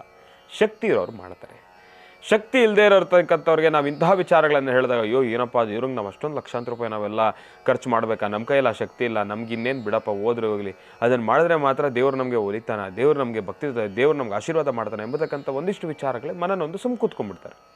ಹಾಗಾಗಿ ಭಗವಂತ ಯಾವುದನ್ನು ಕೂಡ ಅಪೇಕ್ಷೆ ಪಡೋದಿಲ್ಲ. ಆದರೆ ಭಗವಂತ ಎಲ್ಲ ನಮಗೆ ಕೊಟ್ಟಿರತ್ತಲ್ವ, ನಮಗೇನು ಬೇಕೋ ಎಲ್ಲವನ್ನೂ ಕೂಡ ಭಗವಂತನೇ ಕೊಟ್ಟಿರ್ತಕ್ಕಂಥದ್ದು. ಕೆರೆಯ ನೀರನ್ನು ಕೆರೆಗೆ ಚೆಲ್ಲಿ, ಅಷ್ಟೇ ಇಲ್ಲಿರ್ತಕ್ಕಂಥದ್ದು, ಇನ್ನೇನೂ ಇಲ್ಲ. ಭಗವಂತ ಕೊಟ್ಟಿರ್ತಕ್ಕಂಥದ್ದನ್ನು, ಆತ ನಮಗೆ ಕೊಟ್ಟಿರ್ತಕ್ಕಂಥದ್ರಲ್ಲಿ ಸ್ವಲ್ಪ ಮಾತ್ರ ಭಗವಂತನಿಗೆ ಅಂತ ನಾವು ವಾಪಸ್ ಕೊಡೋದ್ರಿಂದ ನಮ್ಗೆ ಯಾವುದೇ ರೀತಿ ಲಾಸ್ ಆಗೋದಿಲ್ಲ. ಅದಿನ್ನೂ ಜಾಸ್ತಿ ಜಾಸ್ತಿ ಆಗ್ತಾ ಹೋಗುತ್ತೆ ಹೊರತಾಗಿ ನಮ್ಗೆ ಅದೇನು ಕಡಿಮೆ ಆಗಲ್ಲ. ಈ ಒಂದಷ್ಟು ವಿಚಾರಗಳನ್ನು ತಿಳಿಸೋಷ್ಟು ದೊಡ್ಡವನು ನಾನಲ್ಲ. ಆದರೆ ತಮ್ಮೆಲ್ಲರಿಗೂ ಕೂಡ ಇರತಕ್ಕಂಥ ಕಾರ್ಯಾನುಚರಣೆಗಳು ಹೇಗಿರುತ್ತೆ ಎಂಬತಕ್ಕಂಥದ್ರ ಬಗ್ಗೆ ಒಂದು ಅರಿವನ್ನು ಕೊಡ್ತಾ ಇದ್ದೀನಿ ಅಷ್ಟೇ. ಈ ಅರಿವನ್ನು ಕೂಡ ವಯಸ್ಸಾಗಿರ್ತಕ್ಕಂಥವ್ರು ತಮಗಂತೂ ಗೊತ್ತಿರ್ತಕ್ಕಂಥದ್ದೇ. ಆದರೆ ನನ್ನ ವಯಸ್ಸಿನಲ್ಲಿರ್ತಕ್ಕಂಥದ್ದು, ನನಗಿನ್ನ ಕಿರಿಯ ವಯಸ್ಸಿನಲ್ಲಿರ್ತಕ್ಕಂಥವ್ರು, ನನಗಿನ್ನ ಚೂರು ಹಿರಿಯ ವಯಸ್ಸಿನಲ್ಲಿರ್ತಕ್ಕಂಥವ್ರಿಗೆ ಒಂದು ಸಣ್ಣ ಮಾಹಿತಿ, ಅದು ನನಗೆ ಗೊತ್ತಿರ್ತಕ್ಕಂಥದ್ದು, ನನ್ನ ಅರಿವಿನಲ್ಲಿರ್ತಕ್ಕಂಥದ್ದು ಅಷ್ಟೇ. ಇನ್ನು ಕಾರ್ತಿಕ ಮಾಸದ ಸ್ನಾನದ ಬಗ್ಗೆ ತಿಳಿಸ್ತಾ ಇದ್ದೆ. ಗುರುಗಳೇ, ಇಲ್ಲಿ ತಾವು ತಣ್ಣೀರು ಸ್ನಾನನೇ ಮಾಡಬೇಕಾ, ಇಲ್ಲ ಬಿಸಿನೀರು ಸ್ನಾನನೇ ಮಾಡಬೇಕಾ, ಅದು ನಿಮಗೆ ಬಿಟ್ಟಿರ್ತಕ್ಕಂಥದ್ದು. ಆದರೆ ಸೂರ್ಯ ಉದಯ ಆಗೋದಕ್ಕಿಂತ ಮುಂಚೆ ಸ್ನಾನ ಸಂಧ್ಯಾ ವಂದನೆಗಳನ್ನು, ಶೌಚಾದಿಗಳನ್ನು ಮುಗಿಸ್ಕೊಳ್ತಕ್ಕಂಥದ್ದು ಬಹಳ ಉತ್ತಮ ಕಾರ್ತಿಕ ಮಾಸದಲ್ಲಿ. ಗುರುಗಳೇ, ತಾವು ಈ ರೀತಿ ಹೇಳಿಬಿಟ್ರೆ ಹೇಗೆ? ನೋಡಿ, ತೀರಾ ಆರೋಗ್ಯ ಸಮಸ್ಯೆ ಇರ್ತಕ್ಕಂಥವ್ರಿಗೆ, ಶೀತ ಬಾಧೆಯಿಂದ ನರಳ್ತಾ ಇರತಕ್ಕಂಥವ್ರಿಗೆ, ಇಲ್ಲ ಅಂತಂದರೆ ಈ ಒಂದಿಷ್ಟು ಜನ ಹೇಗೆ ಅಂತಂದರೆ ಚೂರು ತಣುವಿನ ಪ್ರದೇಶಕ್ಕೆ ಹೋಗಿದ ತಕ್ಷಣ ಅವರಿಗೆ ವಿಪರೀತವಾಗಿರ್ತಕ್ಕಂಥ ಆರೋಗ್ಯದ ಸಮಸ್ಯೆಗಳು, ಆರೋಗ್ಯದಲ್ಲಿ ಏರುಪೇರು ಬದಲಾವಣೆಗಳು ಕಂಡುಬೀಳುತ್ತೆ. ಅದರಿಂದ ಸಾಕಷ್ಟು ನರಳ್ತಾರೆ. ಅಂತಹದ್ದೊಂದು ಸಮಸ್ಯೆಗಳಿರ್ತಕ್ಕಂಥವ್ರಿಗೆ ಭಗವಂತ ಏನು ಹೇಳಲಿಲ್ಲ, ನೀನು ತಣ್ಣೀರು ಸ್ನಾನನೇ ಮಾಡಬೇಕು, ನೀನು ತಣ್ಣೀರು ಸ್ನಾನ ಮಾಡಿಲ್ಲ ಅಂದರೆ ನಾನು ನಿಂಗೆ ಆಶೀರ್ವಾದ ಮಾಡಲ್ಲ ಅಂತ ಹೇಳಿ ಭಗವಂತ ಅದನ್ನು ಕೇಳಲಿಲ್ಲ. ಆದರೆ ದೇಹವನ್ನು ದಂಡಿಸಿ ನಾವು ಇಲ್ಲಿ ಆಚರಣೆಯನ್ನು ಮಾಡ್ತಕ್ಕಂಥದ್ದೇ ಒಂದು ವಿಶೇಷ. ವರ್ಷಕ್ಕೆ ಒಂದಾವರ್ತಿನಾದ್ರೂ ಕೂಡ ದೇಹವನ್ನು ದಂಡಿಸೋದ್ರಿಂದ ಯಾವುದೇ ರೀತಿ ಸಮಸ್ಯೆಗಳಿರೋದಿಲ್ಲ. ಈಗ ಅಯ್ಯಪ್ಪ ಸ್ವಾಮಿ ವ್ರತಾನುಷ್ಠಾನದಲ್ಲಿ ಸಾಕಷ್ಟು ಜನ ಹೇಳ್ತಾ ಇದ್ದಾರೆ. ಒಂದಿಷ್ಟು ಜನರ ವಾದ ವಿವಾದ ಏನಪ್ಪ ಅಂತಂದರೆ, ಬೆಳಗ್ಗೆ ಎದ್ದು ಆ ಚಳಿಯ ಆ ವಾತಾವರಣದಲ್ಲಿ ನಾವು ತಣ್ಣೀರು ಸ್ನಾನನೇ ಮಾಡಬೇಕಾ ಅಂತ ಒಂದಿಷ್ಟು ಜನ ಕೇಳ್ತಾರೆ. ಒಂದಿಷ್ಟು ಜನ ಹೇಳ್ತಾರೆ, ಹೌದು, ನೀನು ತಣ್ಣೀರು ಸ್ನಾನನೇ ಮಾಡಬೇಕು, ನೀನು ದೇಹವನ್ನು ದಂಡಿಸಬೇಕು, ಅದೂ ಒಳ್ಳೆಯದೇ, ಇಲ್ಲ ಅಂತ ನಾನು ಹೇಳ್ತಾ ಇಲ್ಲ. ಆದರೆ ಇಲ್ಲಿ ಒಂದಿಷ್ಟು ಜನ ಹೇಳ್ತಾರೆ, ಇಲ್ಲ, ಇರೋದ್ರಲ್ಲಿ ಸ್ವಲ್ಪ ಆರೋಗ್ಯ ಸಮಸ್ಯೆಯನ್ನು ಕೂಡ ನಾವು ನೋಡ್ಕೊಳ್ಬೇಕಾಗಿರ್ತಕ್ಕಂಥದ್ದಿದೆ. ಇತ್ತೀಚಿನ ದಿನಮಾನಗಳಲ್ಲಿ ಒಂದು ಊಟದ ಒಂದು ವ್ಯವಸ್ಥೆ ಆಗಿರ್ಬೋದು, ಇಲ್ಲ ಅಂತಂದರೆ ನಮ್ಮ ಒಂದಿಷ್ಟು ವ್ಯವಸ್ಥೆಗಳಾಗಿರ್ಬೋದು, ಇದೆಲ್ಲವೂ ಕೂಡ ಬದಲಾಗಿರುವ ಕಾರಣದಿಂದ ನಮ್ಮ ಶಕ್ತಿ ಅನುಸಾರ ನಿಮಗೆ ಎಷ್ಟು ಶಕ್ತಿನೋ ಅಷ್ಟರ ಪ್ರಮಾಣ ಒಂದು ಬೆಚ್ಚಗಿರ್ತಕ್ಕಂಥ ನೀರಿನಲ್ಲಾದರೂ ತಾವು ಸ್ನಾನವನ್ನು ಮಾಡಿ, ಇದರಿಂದ ಏನು ಸಮಸ್ಯೆ ಇಲ್ಲ ಅಂತ ಒಂದಿಷ್ಟು ಜನ ಹೇಳ್ತಾರೆ. ಹೌದು, ಅದು ಸತ್ಯನೇ, ಒಪ್ಕೊಳ್ಳೋಣ. ಹಂಗಂತ ಹೇಳಿ ತೀರಾ ತಾವು ಸಾಧಾರಣವಾಗಿ ಬೆಚ್ಚಗೆ ಬಿಸಿನೀರು ಸ್ನಾನವನ್ನು ಮಾಡಿಕೊಂಡು ನಿಂಪಾಡಿಗೆ ನಿಮ್ಗೆ ಏನೇನು ಬೇಕೋ ಅದೆಲ್ಲ ಒಂದು ಕಂಫರ್ಟ್ನೆಸ್ನ ನೀವು ತಾವು ಜೊತೆಲಿಟ್ಕೊಂಡು ಹೋಗಿ ಭಗವಂತನ ಪೂಜೆ ಮಾಡ್ತಕ್ಕಂಥದ್ದು ಅಂದರೆ ಭಗವಂತ ಆಶೀರ್ವಾದ ಕೊಟ್ಟೇ ಕೊಡ್ತಾರೆ, ಇಲ್ಲ ಅಂತ ಹೇಳೋದಿಲ್ಲ. ಆದರೆ ನಮ್ಮ ಮನಸ್ಸಾಕ್ಷಿ ಒಪ್ಪಬೇಕಲ್ವಾ? ಮನಸ್ಸಾಕ್ಷಿ ಒಪ್ಪಬೇಕು, ದೇಹವನ್ನು ದಂಡಿಸಬೇಕು. ದೇಹವನ್ನು ದಂಡಿಸೋದ್ರಿಂದ ನಮಗೆ ಒಳಿತೇ ಹೊರತಾಗಿ ಅದರಿಂದ ಭಗವಂತನಿಗೆ ಯಾವುದೇ ರೀತಿ ಡೆಪಾಸಿಟ್ ಇಲ್ಲ, ಭಗವಂತನಿಗೆ ಯಾವುದೇ ರೀತಿ ಹೆಲ್ಪ್ ಆಗ್ತಕ್ಕಂಥದ್ದಲ್ಲ, ಅದು ನಮಗೇ ಹೆಲ್ಪ್ ಆಗ್ತಕ್ಕಂಥದ್ದು. ಈಗ ನೋಡಿ, ಸಾಧಾರಣವಾಗಿ ಅಯ್ಯಪ್ಪ ಸ್ವಾಮಿ ವ್ರತಾನುಷ್ಠಾನದ ಬಗ್ಗೆ ನಾವು ತಿಳಿಸೋದಾದರೆ, ಅಯ್ಯಪ್ಪ ಸ್ವಾಮಿ ವ್ರತಾನುಷ್ಠಾನದಲ್ಲಿ ಏನೆಲ್ಲ ಇದೆ ವಿಚಾರಗಳು, ಆ ವ್ರತಾನುಷ್ಠಾನಕ್ಕೂ ಕೂಡ ಅಯ್ಯಪ್ಪ ಸ್ವಾಮಿ ಏನಕ್ಕೆ ವ್ರತಾನುಷ್ಠಾನವನ್ನು ಮಾಡಿದ್ದಾರೆ ಅನ್ನೋದಕ್ಕೂ ಕೂಡ ಒಂದು ಅದ್ಭುತವಾಗಿರ್ತಕ್ಕಂಥ ಒಂದು ಹಿನ್ನೆಲೆ ಇದೆ. ಶನಿ ಪರಮಾತ್ಮ ಒಂದು ಬಾರಿ ಅಯ್ಯಪ್ಪ ಸ್ವಾಮಿ ಹತ್ರ ಹೋಗಿ, ಭಗವಂತ ನಿನ್ನ ಮಾಲಾಧಾರಿಗಳಿದ್ದಾರೆ, ನಿನ್ನ ಮಾಲಾಧಾರಿಗಳಾಗಲಿ ಇಲ್ಲ ನಿನ್ನ ಭಕ್ತರಿಗೆ ನಾನು ಪೀಡಿಸ್ತಕ್ಕಂಥದ್ದಾಗಲಿ ಇಲ್ಲ ಅಂತಂದರೆ ಆ ಒಂದು ವಿಚಾರವಾಗಿ ಒಂದಿಷ್ಟು ಚರ್ಚೆ ವಾದ ವಿವಾದಗಳಾದಾಗ ಅಯ್ಯಪ್ಪ ಸ್ವಾಮಿ ಶನಿ ಪರಮಾತ್ಮನಿಗೆ ಒಂದಿಷ್ಟು ಆದೇಶಗಳನ್ನು ಕೊಡ್ತಾರೆ. ಸ್ವಾಮಿ, ನೀವು ಹೇಗೆ ತಪ್ಪು ಮಾಡಿರ್ತಕ್ಕಂಥವ್ರಿಗೆ ಶಿಕ್ಷೆಯನ್ನು ಕೊಡ್ತಿರೋ, ಹೇಗೆ ನಿಮ್ಮ ಸಾಡೆ ಆ ಒಂದು ವಕ್ರದೃಷ್ಟಿ ಬಿದ್ದಾಗ ಯಾವೆಲ್ಲ ಸಮಸ್ಯೆಗಳನ್ನು ತಾವು ಕಳಿಸ್ತಿರೋ ಜನರಿಗೆ, ಯಾರು ಆ ಒಂದು ಶಾಪಗ್ರಸ್ತರಾಗ್ತಾರೋ ಅಂಥವ್ರಿಗೆ ತಾವು ಕೊಡ್ತಕ್ಕಂಥ ಸಮಸ್ಯೆಗಳನ್ನು ನನ್ನ ಭಕ್ತರು, ನನ್ನ ಮಾಲಾಧಾರಿಗಳು ಆ ಎಲ್ಲ ಸಮಸ್ಯೆಗಳನ್ನು ಕೂಡ ಕಷ್ಟದಿಂದ ಅಲದೇ ಇರತಕ್ಕಂಥದ್ದಾಗಲಿ ಭಕ್ತಿಯಿಂದ ಅದನ್ನು ಅನುಭವಿಸಿ ನನ್ನ ಸಾನ್ನಿಧ್ಯಕ್ಕೆ ಬರ್ತಾರೆ. ಹಾಗಾಗಿ ನೀವು ಯಾವ ಕಾರಣಕ್ಕೂ ಕೂಡ ಅವರ ಮೇಲೆ ವಕ್ರದೃಷ್ಟಿಯಿಂದ ಆಗ್ತಕ್ಕಂಥದ್ದಾಗಲಿ ಇನ್ನು ಪ್ರತ್ಯೇಕವಾಗಿರ್ತಕ್ಕಂಥ ಸಮಸ್ಯೆಗಳನ್ನು ತಂದೊಡ್ತಕ್ಕಂಥದ್ದಾಗಲಿ ನೀವು ಮಾಡಬೇಡಿ ಅಂತ ಹೇಳ್ತಾರೆ ಶನಿ ಪರಮಾತ್ಮನಿಗೆ. ಭಗವಂತ ನೀನು ಕೊಟ್ಟಿರ್ತಕ್ಕಂಥ ಆದೇಶ ಇದನ್ನು ನಾನು ಮೀರೋದಿಲ್ಲ, ಅಯ್ಯಪ್ಪ ಸ್ವಾಮಿಯ ಮಾಲಾಧಾರಿಗಳನ್ನು ಯಾವುದೇ ರೀತಿ ಹಿಂಸೆ ನಾನು ಮಾಡಿಸೋದಿಲ್ಲ ಅಂತ ಎಂಬತಕ್ಕಂಥ ಮಾತನ್ನು ಶನೇಶ್ವರ ಸ್ವಾಮಿ ಅಯ್ಯಪ್ಪ ಸ್ವಾಮಿಗೆ ತಿಳಿಸ್ತಾರೆ. ಇದರ ಮುಂದಿನ ಕತೆ ಸಣ್ಣದಾಗಿರ್ತಕ್ಕಂಥದ್ದೇ, ಆದರೆ ಬಹಳ ಮಹತ್ವಪೂರ್ಣವಾಗಿರ್ತಕ್ಕಂಥದ್ದು. ಅದು ಏನು ಅನ್ನೋದನ್ನು ನಾನು ತಿಳಿಸ್ತೀನಿ. ಇಂದಿನ ಭಾಗದಲ್ಲಿ ತಿಳಿಸ್ತಾ ಇದ್ದೆ, ಅಯ್ಯಪ್ಪ ಸ್ವಾಮಿ ಮತ್ತು ಶನೇಶ್ವರ ಸ್ವಾಮಿ ಅವರಿಬ್ಬರ ಮಧ್ಯೆ ನಡೆದಿರತಕ್ಕಂಥ ಒಂದಿಷ್ಟು ವಾದ ವಿವಾದಗಳ ಕುರಿತಾಗಲಿ ಒಂದಿಷ್ಟು ವಿಚಾರವಾಗಲಿ ಆದೇಶದ ಕುರಿತಾಗಲಿ ತಮ್ಮೆಲ್ಲರಿಗೂ ಕೂಡ ತಿಳಿಸ್ತಾ ಇದ್ದೆ. ಏನಪ್ಪ ಅಯ್ಯಪ್ಪ ಸ್ವಾಮಿ ಹೇಳಿದ್ರು, ಅಯ್ಯಪ್ಪ ಸ್ವಾಮಿ ನನ್ನ ಆ ಒಂದು ಭಕ್ತರಿಗಾಗಲಿ ಮಾಲಾಧಾರಣೆಯನ್ನು ಮಾಡಿರ್ತಕ್ಕಂಥ ವ್ರತಾನುಷ್ಠಾನದಲ್ಲಿರ್ತಕ್ಕಂಥ ಆ ಒಂದು ದೀಕ್ಷಾ ವಸ್ತ್ರಗಳನ್ನು ಪಡೆದಿರ್ತಕ್ಕಂಥವ್ರು, ದೀಕ್ಷೆಯನ್ನು ಪಡೆದಿರ್ತಕ್ಕಂಥ ಭಕ್ತಾದಿಗಳಿಗೆ ನೀವು ಯಾವುದೇ ರೀತಿ ಸಮಸ್ಯೆಗಳನ್ನು ತಂದೊಡ್ಡಬಾರ್ದು ಅಂತ ಹೇಳಿ. ಈಗ ಅಯ್ಯಪ್ಪ ಸ್ವಾಮಿ ಹೇಳ್ತಾರೆ, ಸಮಸ್ಯೆಗಳು ಅಂತಂದರೆ ಏನು ಅಂತ ತಾವು ಕೇಳ್ಬೋದು. ಈಗ ಶನೇಶ್ವರ ಸ್ವಾಮಿಯ ವಕ್ರದೃಷ್ಟಿ ನಮಗೆ ಬಿದ್ದಿದ ತಕ್ಷಣ ನಾವೇನು ಮಾಡ್ತೀವಿ, ಒಬ್ಬ ರಾಜ ತಿರುಕನಾಗಬಲ್ಲ, ತಿರುಕ ರಾಜನಾಗಬಲ್ಲ. ಇದರಲ್ಲಿ ನಾವು ಅರ್ಥ ಮಾಡ್ಕೊಳ್ಬೇಕಾಗಿರ್ತಕ್ಕಂಥದ್ದು ಏನಪ್ಪ ಅಂದರೆ, ರಾಜವೈಭೋಗ ಅಂತಂದರೆ ಏನು, ಬೆಳಗ್ಗೆ ಎದ್ದಾಗಲೇ ನೆಮ್ಮದಿಯುತವಾಗಿರ್ತಕ್ಕಂಥ ಒಂದು ನಿದ್ದೆಯನ್ನು ಮುಗಿಸಿ ತನಗೆ ಇಷ್ಟ ಬಂದಿರತಕ್ಕಂಥ ಸಮಯಕ್ಕೆ ಎದ್ದು ಸ್ನಾನ ಸಂಧ್ಯಾವಂದನೆಗಳೆಲ್ಲವನ್ನೂ ಕೂಡ ಮುಗಿಸ್ತಾರೆ. ಆ ಸ್ನಾನವನ್ನು ಮಾಡತಕ್ಕಂಥ ಪರಿಯೇ ಒಂಥರ ವಿಭಿನ್ನ. ಬಿಸಿ ಬಿಸಿ ನೀರಿನಿಂದ ಪನ್ನೀರಿನ ಸ್ನಾನವನ್ನು ಮಾಡಿ, ಪನ್ನೀರಿನ ಸ್ನಾನವನ್ನು ಮಾಡಿದ್ದಾದ ನಂತರ ಸುಗಂಧ ದ್ರವ್ಯಗಳನ್ನು ಆತನ ಮೈ ಮೇಲೆ ಹಚ್ಕೊಂಡು ಸಾಕಷ್ಟು ಸೇವೆಗಳನ್ನು ಪಡಿತಾ ನೆಮ್ಮದಿಯಾಗಿ ಆತ ಓಡಾಡಿಕೊಂಡು ಬೇಕಾಗಿರ್ತಕ್ಕಂಥ ವಸ್ತ್ರಗಳನ್ನು ಹಾಕ್ಕೊಂಡು ಆತ ನೆಮ್ಮದಿಯಾಗಿ ಬೇಕಾಗಿರ್ತಕ್ಕಂಥ ತಿಂಡಿಗಳನ್ನು ತಿಂದುಕೊಂಡು ಆರಾಮಾಗಿರ್ತಕ್ಕಂಥದ್ದೇ ಒಂದು ರಾಜವೈಭೋಗ. ರಾಜವೈಭೋಗ ಅಂತಂದರೆ ತಮ್ಮೆಲ್ಲರಿಗೂ ಕೂಡ ಗೊತ್ತಿರ್ತಕ್ಕಂಥದ್ದೇ. ಮಲಗತಕ್ಕಂಥ ರೀತಿಯೂ ಕೂಡ ಅಷ್ಟೇ ಅದ್ಭುತ. ಬಹಳ ಮೆತ್ತಗಾಗಿರ್ತಕ್ಕಂಥ ಮೆದುವಿನ ಹಾಸಿಗೆಯ ಮೇಲೆ, ಹೂವಿನ ಹಾಸಿಗೆಯ ಮೇಲೆ ಮಲ್ಕೊಳ್ತಕ್ಕಂಥವನು ರಾಜ. ಆದರೆ ಒಬ್ಬ ತಿರುಕ, ಆತನ ಒಂದು ಪರಿಸ್ಥಿತಿ ಹಾಗಲ್ಲ. ಬಿಸಿನೀರೇ ಬೇಕು ಅಂತ ಎಲ್ಲಿ ಹುಡುಕಿಕೊಂಡು ಹೋಗ್ತಾರೆ, ತಣ್ಣೀರೇ ಮಾಡಬೇಕು. ಆತನಿಗೆ ವಸ್ತ್ರಗಳಿನ್ನೇನು, ಉಡುಗೆಗಳಿನ್ನೇನು, ಮೈಯೆಲ್ಲ ಮಸಿಯಾಗಿರ್ತಕ್ಕಂಥ ಒಂದು ಕಪ್ಪು ವಸ್ತ್ರ ಅಷ್ಟೇ. ಮೈಯೆಲ್ಲ ಮಸಿ, ಆತ ಇನ್ನೆಂಥ ಒಂದು ವರ್ಣದಲ್ಲಿರ್ತಕ್ಕಂಥ ವಸ್ತ್ರವನ್ನು ಹಾಕೊಂಡಿದ್ರು ಕೂಡ ಆತನ ಮೈ ಮೇಲಿರ್ತಕ್ಕಂಥ ಒಂದು ಧೂಳು ಮಸಿಯಿಂದ ಕಪ್ಪಾಗೋಗಿರುತ್ತೆ ಬಟ್ಟೆ. ಇದು ಒಂದು ರೀತಿ ಆಯಿತು. ಆತನಿಗೆ ನಡಿಬೇಕಾದ್ರೆ ಕಾಲುಗಳಲ್ಲಿ ಪಾದರಕ್ಷೆಗಳಿರೋದಿಲ್ಲ, ಅದು ಒಂದು ರೀತಿ ಸಮಸ್ಯೆಗಳನ್ನ ಎದುರಿಸ್ತಕ್ಕಂಥದ್ದು. ಮಲಗಬೇಕಾದ್ರೆ ಇನ್ನೆಲ್ಲಿ ಮಲಗ್ತಾನೆ, ನೆಲದ ಮೇಲೆ ಮಲಗಿಕೊಳ್ಬೇಕು. ಆತನಿಗೆ ಇನ್ನೆಲ್ಲಿಯ ಹಾಸಿಗೆ, ಇನ್ನೆಲ್ಲ ಹೂವಿನ ಹಾಸಿಗೆ, ಸುಗಂಧ ದ್ರವ್ಯಗಳು ಕೇಳಬೇಕಾ? ಅದರ ಬಗ್ಗೆ ಅಂತೂ ನಾವು ಹೇಳಲಿಕ್ಕೆ ಆಗೋದಿಲ್ಲ. ರಾಜ ಮರ್ಯಾದೆ ಎಲ್ಲಿಯ ಮರ್ಯಾದೆ, ರಾಜಗಾಂಭೀರ್ಯ ಎಲ್ಲಿಯ ಗಾಂಭೀರ್ಯ, ರಾಜ್ಯ ವೈಭವ ಎಲ್ಲಿಯ ವೈಭವ, ಏನೂ ಇರೋದಿಲ್ಲ. ಹಂಗಂತ ಹೇಳಿ ಇಲ್ಲಿ ಒಂದು ವಿಚಾರನ ನಾನು ಸ್ಪಷ್ಟೀಕರಿಸ್ತೀನಿ. ಅಯ್ಯಪ್ಪ ಸ್ವಾಮಿಯ ಮಾಲಾಧಾರಿಗಳು ಒಂದಿಷ್ಟು ವಿಚಾರಗಳನ್ನು ತಾವು ಅರ್ಥಕೊಳ್ಬೇಕು. ಇತ್ತೀಚಿನ ದಿನಮಾನಗಳಲ್ಲಿ ಎಲ್ಲರೂ ಕೂಡ ಏನು ಮಾಡ್ತಾ ಇದ್ದಾರೆ, ಅಯ್ಯಪ್ಪ ಸ್ವಾಮಿಯ ಮಾಲಾಧಾರಿಗಳಾಗಿರ್ತಕ್ಕಂಥವ್ರು ಸೋಪ್ ಹಾಕಬಾರ್ದು, ಪೇಸ್ಟ್ ಹಾಕಬಾರ್ದು, ಶಾಂಪೂ ಹಾಕಬಾರ್ದು ಅಂತ ಹೇಳಿದ್ದಾರೆ. ಹೌದು, ಸರಿ, ಆಯಿತು, ಒಪ್ಕೊಳ್ಳೋಣ. ಹಂಗಂತ ಹೇಳಿ ಒಂದಿಷ್ಟು ಜನ ತಾವೇನು ಮಾಡ್ತೀರಿ, ಏನನ್ನೂ ಕೂಡ ತಾವು ಉಪಯೋಗಿಸದೆ ಸಾಧಾರಣವಾಗಿ ಸುಮ್ಮನೆ ನೀರು ಒಯ್ಕೊಂಡು ಬಂದುಬಿಡ್ತೀರ. ಅದು ತಪ್ಪು, ಮಹಾಘೋರ. ದಯವಿಟ್ಟು ಆ ತಪ್ಪಿನ ಕೆಲಸವನ್ನು ಮಾಡಬೇಡಿ. ಪ್ರಕೃತಿದತ್ತವಾಗಿ ಸಿಕ್ಕಿರ್ತಕ್ಕಂಥ ಸಾಮಗ್ರಿಗಳು ಸಾಕಷ್ಟು ಇದ್ದಾವೆ. ಮೈಗೆ ಹಚ್ಕೊಳ್ಳಿಕ್ಕೆ ನಿಮಗೆ ಕಡಲೆ ಇಟ್ಟಿದೆ, ಎಂತಹ ಅದ್ಭುತವಾಗಿರ್ತಕ್ಕಂಥ ಒಂದು ದ್ರವ್ಯ, ಸೋಪಿಗಿನ ಅದ್ಭುತವಾಗಿರ್ತಕ್ಕಂಥದ್ದು, ಪ್ರಕೃತಿದತ್ತವಾಗಿ ಸಿಕ್ಕಿರ್ತಕ್ಕಂಥದ್ದು. ಬೇವಿನ ಕಡ್ಡಿಯಿಂದ ಹಲ್ಲುಜುದ್ರಿಂದ ಯಾವುದೇ ರೀತಿಯ ಸಮಸ್ಯೆ ಇಲ್ಲ, ಅದನ್ನು ಕೂಡ ತಾವು ಉಪಯೋಗಿಸ್ಕೊಳ್ಬೋದು. ತಲೆಗೆ ಸೀಗೆಕಾಯಿ ಪುಡಿ ಇದೆ, ಭಗವಂತ ಅದ್ಭುತವಾಗಿರ್ತಕ್ಕಂಥ ಒಂದು ಸೀಗೆಕಾಯಿ ಪುಡಿಯನ್ನು ನಮ್ಮೆಲ್ಲರಿಗೂ ಕೂಡ ದಯಪಾಲಿಸಿರ್ತಕ್ಕಂಥದ್ದಿದೆ, ಅದು ಪ್ರಕೃತಿದತ್ತವಾಗಿ ಸಿಗ್ತಕ್ಕಂಥದ್ದು. ಇದೆಲ್ಲವನ್ನೂ ಕೂಡ ಉಪಯೋಗಿಸ್ಕೊಂಡು ಮೈಯನ್ನು ಶುದ್ಧಿಯಾಗಿಟ್ಕೊಂಡು ವ್ರತಾನುಷ್ಠಾನವನ್ನು ಮಾಡೋದ್ರ ಒಂದು ಅರ್ಥ ಇದೆ. ಆದರೆ ಈ ಒಂದಿಷ್ಟು ವಿಚಾರಗಳನ್ನು ನಾವು ಸೂಕ್ಷ್ಮತೆಗಳನ್ನು ಇಷ್ಟು ಹೇಳಿ ಇಷ್ಟು ಕೈ ಬಿಡಬೇಕೇ ಹೊರತಾಗಿ ಅದನ್ನು ಸಂಪೂರ್ಣವಾಗಿ ತೀಕ್ಷ್ಣವಾಗಿ ಅದರ ಉದ್ದ ಅಳತೆಗಳೆಲ್ಲವನ್ನೂ ಕೂಡ ನಾವು ಹೇಳ್ತಾ ಹೋದರೆ ಎಲ್ಲೋ ಒಂದು ಕಡೆ ಮನಸ್ಸಿಗೆ ನೋವಾಗುತ್ತೆ. ಅಯ್ಯಪ್ಪ ಸ್ವಾಮಿ ಮಾಲಾಧಾರಿಗಳು ಈ ಒಂದು ವಿಚಾರವನ್ನು ಬಹಳ ಜೋಪಾನವಾಗಿ ಮನಸ್ಸಿನಲ್ಲಿ ಇಟ್ಕೊಳ್ಳಿ. ಇರಲಿ, ವಿಚಾರಧಾರೆ ಹಾಗೆ ಪಕ್ಕಕ್ಕೆ ಹೋಗ್ಬಿಟ್ರೆ ನಮಗೆ ವಿಚಾರವನ್ನು ಅರ್ಥಕೊಳ್ಳೋದು ನಮ್ಗೆ ಗೊತ್ತಾಗೋದಿಲ್ಲ.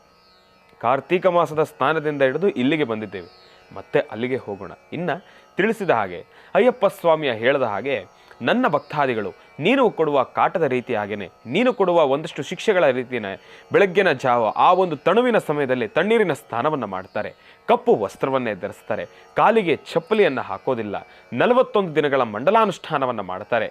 ಮಾಡಬೇಕಾದ್ರೆ ತಮಗೆ ಬೇಕಾಗಿರತಕ್ಕಂಥ ಸುಖದ ಸುಪ್ಪತ್ತಿಗೆ ಎಲ್ಲವನ್ನೂ ಕೂಡ ಪಕ್ಕದಲ್ಲಿ ಬಿಟ್ಟು ನೆಲದ ಮೇಲೆ ಮಲಗ್ತಾರೆ.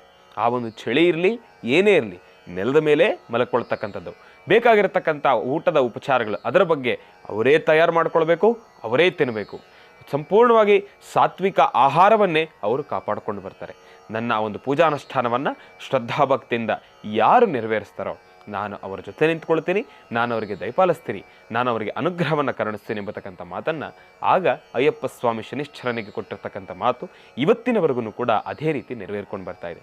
ಆದರೆ ಇಂತಹ ವಿಚಾರಗಳಿಗೆ ಒಂದಿಷ್ಟು ಜನ ಟೀಕೆಯನ್ನು ಮಾಡ್ತಾನೆ ಇರ್ತಾರೆ. ಅದ್ರ ಬಗ್ಗೆ ನಾವು ತಲೆ ಕೆಡಿಸ್ಕೊಳ್ತಕ್ಕಂಥದ್ದು ಬೇಡ. ಅದೇ ರೀತಿ ಹೇಗೆ ಅಯ್ಯಪ್ಪ ಸ್ವಾಮಿ ಮಾಲಾಧಾರಿಗಳು ಬೆಳಗ್ಗೆ ಎದ್ದು ತಣ್ಣೀರಿನ ಸ್ನಾನವನ್ನು ಮಾಡ್ತಾರೋ ಅವರಿಗೆ ನಿಜಕ್ಕೂ ಹೇಳ್ತೀನಿ ಆರೋಗ್ಯ ಸಮಸ್ಯೆಗಳು ಎದುರೇ ಆಗೋದಿಲ್ಲ. ಅಯ್ಯಪ್ಪ ಸ್ವಾಮಿಯ ಭಕ್ತಿ ಅಷ್ಟರ ಮಟ್ಟಿಗೆ ಇರಬೇಕು. ಯಾರು ಶ್ರದ್ಧಾಭಕ್ತಿಯಿಂದ ಅಯ್ಯಪ್ಪ ಸ್ವಾಮಿನ ಪ್ರಾರ್ಥನೆಯನ್ನು ಮಾಡಿ ತಣ್ಣೀರಿನ ಸ್ನಾನವನ್ನು ಮಾಡ್ತಿರೋ ಅವ್ರಿಗೆ ಯಾವುದೇ ರೀತಿಯ ಸಮಸ್ಯೆಗಳು ಎದುರಾಗೋದಿಲ್ಲ. 1-2 ದಿನಗಳು ಮಾತ್ರ ತಮಗೆ ಸ್ವಲ್ಪ ಜ್ವರ ಬರುವ ರೀತಿ ಕಾಣಿಸ್ಕೊಳ್ಬೋದು. ಯಾಕೆಂದರೆ ಏಕಾಏಕಿ ದೇಹಕ್ಕೆ ಒಂದು ಸಣ್ಣ ಬದಲಾವಣೆ ಅಲ್ವಾ, ಹಾಗಾಗಿ ಆಗಿರುತ್ತೆ. ಆದರೆ ಅದನ್ನು ಅಳವಡಿಸ್ಕೊಳ್ತಾ ಹೋದರೆ ಯಾವುದೇ ರೀತಿ ಸಮಸ್ಯೆ ಆಗೋದಿಲ್ಲ. ಹಾಗಾಗಿ ತಣ್ಣೀರಿನ ಸ್ನಾನವನ್ನು ಮಾಡೋದ್ರಿಂದ ನಮ್ಮ ದೇಹಕ್ಕೆ ಬೇರೆ ಏನಾದರೂ ಸಮಸ್ಯೆಗಳು ಎದುರಾಗ್ಬೋದಲ್ವಾ ಅಂತ ಕೇಳ್ಬೋದು ತಾವು. ಯಾವುದೇ ರೀತಿ ಸಮಸ್ಯೆಗಳು ಎದುರಾಗೋದಿಲ್ಲ. ತಣ್ಣೀರಿನ ಸ್ನಾನವನ್ನು ಮಾಡೋದ್ರಿಂದ ಮೈಕಾಂತಿ ಬಹಳ ಹೆಚ್ಚಾಗ್ತಕ್ಕಂಥದ್ದಿರುತ್ತೆ.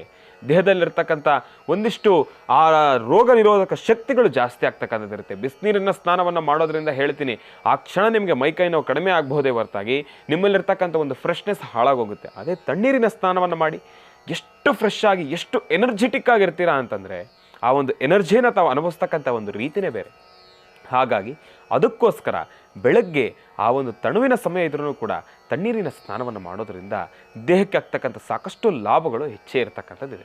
ಹಾಗಾಗಿ ತಾವೆಲ್ಲರೂ ಕೂಡ ಕಾರ್ತೀಕ ಸ್ನಾನವನ್ನು ಮಾಡತಕ್ಕಂಥದ್ದು ಬಹಳ ಉತ್ತಮ.